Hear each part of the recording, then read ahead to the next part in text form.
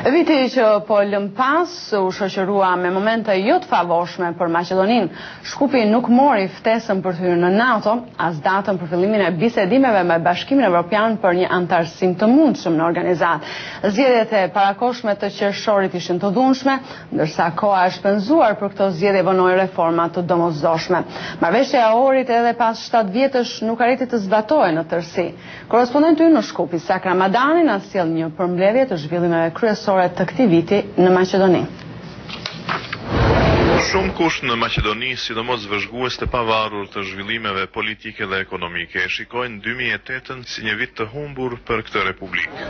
Vendi nuk arriti të marrë një datë nga Komisioni Evropian për fillimin e bisedimeve për antarësim në Bashkimin Evropian, as ftesë për antarësim në NATO. Madje edhe lehtësimi i vizave për qytetarët e Maqedonisë mbetet një pikë pyetje.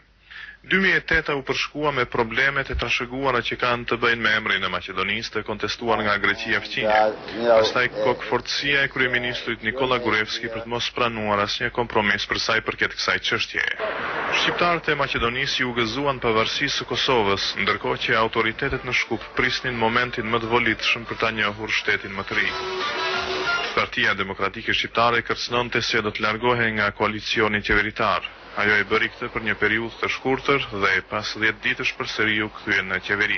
Maqedonia në samitin e Bukureshtit nuk mori ftesë për t'u bashkuar NATO-s. Me nismën e Bashkimit Demokratik për Integrim u shpallën zgjedhjet e parakohshme parlamentare. Muaji maj, kur po zhvillohej fushata parazgjedhore, kaloi me 10 incidente në veçanti nëpër zonat shqiptare. Një qershori, dita e zgjedhjeve. Pa kaluar 2 orë të mira nga hapja e kutive të votimit, vritet një shqiptar në një fshat të Shkupit. Zgjedhjet e dhunshme i aprishin edhe më shumë imazhin Maqedonisë para syve të ndërkombëtarëve. Pas përsëritjes së procesit në shumë qendra votimi, partia BDI del fituese në bllokun politik shqiptar.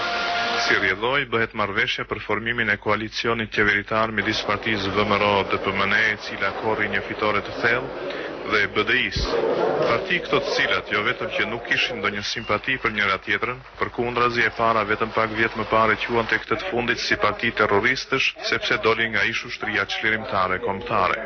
Miratimi i ligjit për përdorimin e gjuhëve, nëse mund të quhet, ishte hapi i parë pozitiv i koalicionit të ri qeveritar.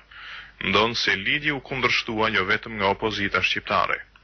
Papritmas, Partia Demokratike Shqiptare do të përjetonte një goditje kur nënkryetari shumë vjeçar i saj Imer Selmani do të largohej së bashku me 2 deputet të tjerë dhe do të formonte parti më vete.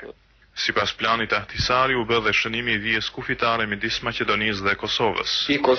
Me datë 9 tetor, Maqedonia njohu pavarësinë e Kosovës.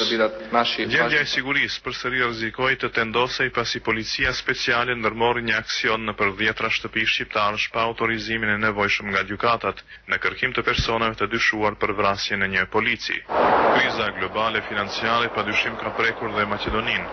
Nuk dihet numri i saktë i punëtorëve të larguar nga puna.